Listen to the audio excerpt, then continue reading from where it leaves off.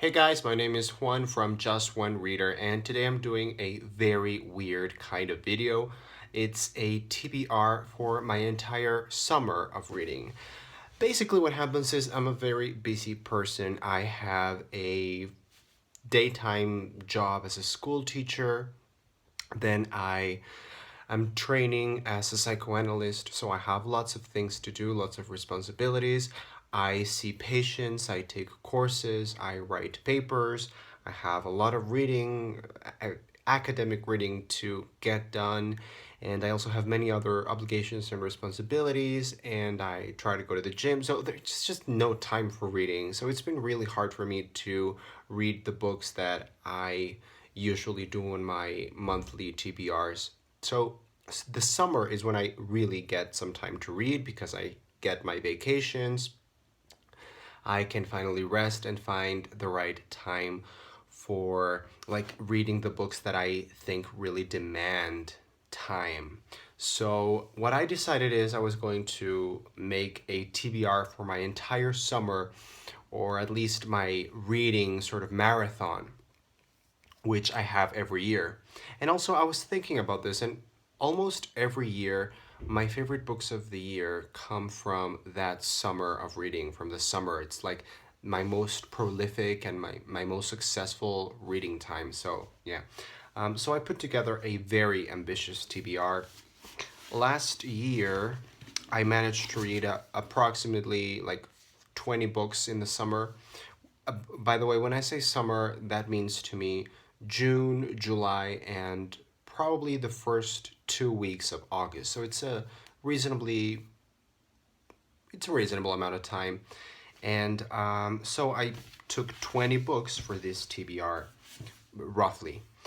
So the first one is Neverwhere by Neil Gaiman.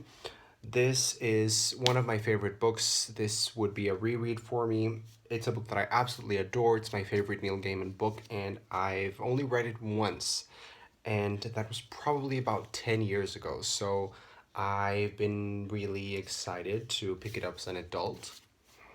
Another one that I've seen all around BookTube, and I actually bought this book a long time ago, is All the Birds Singing by Evie Wilde. I think this has some weird, creepy undertones, and I've seen a lot of great people on BookTube sing its praises. So this is one that I'm really excited about. Obviously, that's why it's here in this TBR. Another one, which is probably my most anticipated read of the year, is The Dumb House by John Burnside.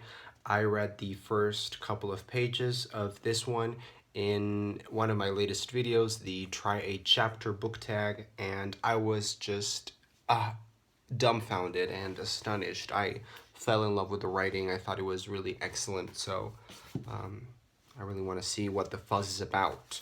Another one is We're All Completely Beside Ourselves by Karen Joy Fowler. This one I don't really know a lot about. I just remember that I saw this review on Goodreads like a year ago, and it said that this was like the best book ever, and it was this super long review that just talked about this book like it really were the most amazing thing ever and the eighth wonder of the universe. So yeah, and it's a finalist for the Man Booker, so you can't really go that wrong. A short story collection by Kelly Link, Stranger Things Happen. So far, my favorite book of 2016 is Magic for Beginners, another collection by Kelly Link, so I'm really looking forward to reading more of her work. The Vegetarian by Han Kang is also a very popular book on the booktubes lately. It's a very short novel, which I also read the first pages of in my Try Chapter book tag, and I thought the writing was really delicious and exquisite. And I always say this, but I always have a very physical reaction to this kind of writing. I actually feel this is a very psychotic thing to say, but I always feel like I can taste the words on my mouth. It's just good literature has a taste. It leaves an aftertaste. I don't know, it's weird. Another one, which is actually the only nonfiction I think that I have in this TBR, is a book that I talked about recently, and it's The Age of Insight. The Quest to Understand the Unconscious in Art, Mind, and the Brain from Vienna 1900 to the Present by Eric R. Kandel, winner of the Nobel Prize. This is a book about the unconscious, obviously Freud and Freud's times.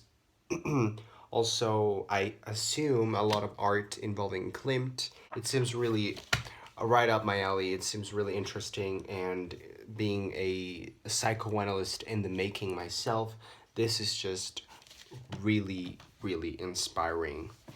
Another one is A Tree Grows in Brooklyn by Betty Smith. I don't really know what to expect, but I've heard that it's a classic and that you really have to read it. And it seems like a very beautiful coming of age story, a very character driven narrative, and well, that sounds very much like me. Mary Poppins by P.L. Travers. This is another book that I started reading in the Try Chapter book tag. Absolutely adored it, fell in love with it. I thought the writing was so funny and playful and whimsical, and yeah, it sort of reminded me of this very quirky, like Roald Dahl writing styles, but more elegant. Swamplandia by Karen Russell. This is probably my second most anticipated read of the year, right after The Dumb House. I've been dying to read Karen Russell this year. I haven't read any Karen Russell before, and some people have mentioned that it's better to start with one of her collections, but I'm really interested and intrigued by the sound of this one. The Rabbitback Literature Society by Pasi Ilmari something is another one that I think will be a very quick, easy read. I think this is a book that in the summer I will be able to read in probably like one day. It's not very long, and it seems very fast paced and very short chapters. The Bone Clocks by David Mitchell. It's kind of my intimidating book in this pile. Actually, I have another one coming right up. But The Bone Clocks is kind of my most intimidating book that I want to read this year. I'm not exactly sure just how intimidating it really is. If it's just my fantasy and my imagination, or if it actually is as dense as it looks. I guess my previous experience with David Mitchell hasn't really been that great because I read Cloud Atlas, and I found Cloud Atlas very remarkable and really admirable and just formidable, but I didn't like it. I just didn't like it. I couldn't, it was not my thing. Hopefully, the Bone Clocks will redeem him for me. Another one that I've seen some people review, particularly Mercedes from Mercedes Bookish Musings, The New and Improved Romy Fudge by Julia Elliott. I got this book quite recently, and I started reading the first chapter, and it was really weird, but in a good way. I liked it, and I'm dying to see what it is about this book that makes it so wonderful, because the only two people that I've seen review it have said that it's like one of the most amazing books I've read this year, if not the best one. Another one that I also saw Mercedes talk about is The Beautiful Bureaucrat by Helen Phillips. This is the cover that my edition has. It doesn't have the beautiful cover with the apple, which I just thought was so amazing. This one is, yeah, it's all right. I mean, I don't mind. I mean, I can live with that. I'll try to sleep at night. So this book is very short. It's another one of those books that I think I'll be able to read in one sitting, particularly in the summer. The summer is just great time for reading.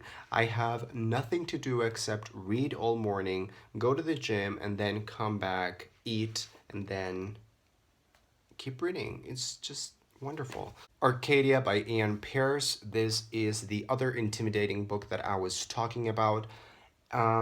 just because of its size. It doesn't really seem that intimidating in content. It just seems very long, and it's a big hardcover, and it's really beautiful. And people have described it as containing references to historic materials and Alice in Wonderland and other literature works. And his Dark Materials is actually my favorite trilogy of all time. So yeah, I'm really looking forward to this one. Also, Jen Campbell absolutely adored this and made a wonderful video talking about it. Also, another person reviewed it. I think it was Holly from, well, I don't remember the name of her channel, but I think she also made a review of how much fun this book was.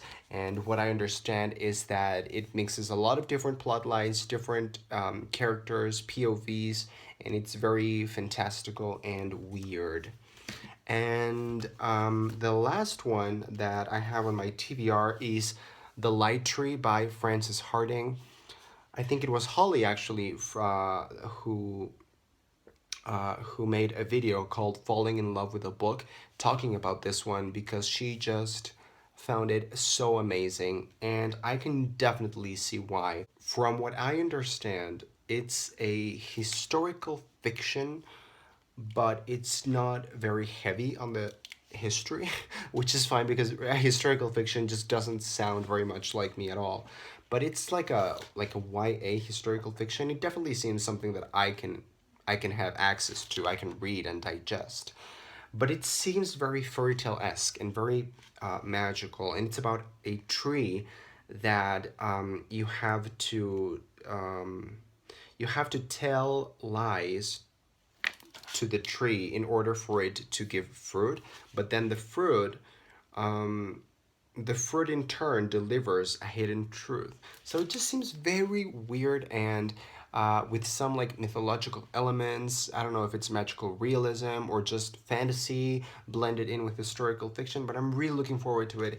And I made the huge mistake of starting reading the first paragraph, and now I'm so intrigued and I just have to wait for it.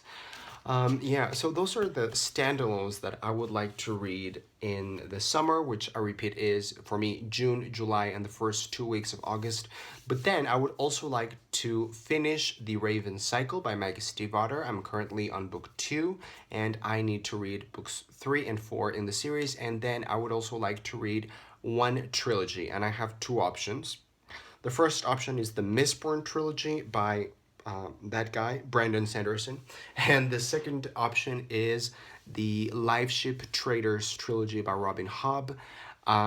Both of them I really want to get to probably this year. So one of them I will read in the summer, and the other one I will read probably on Christmas break.